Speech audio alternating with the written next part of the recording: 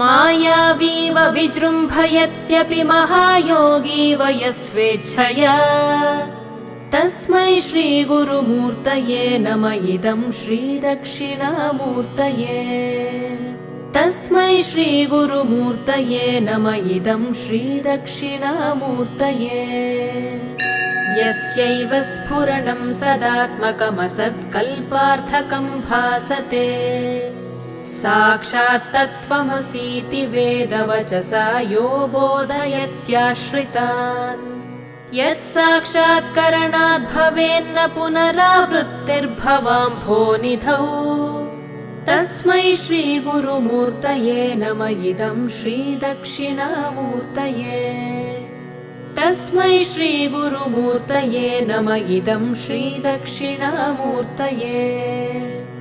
नानाच्छिद्रघटोदरस्थितम्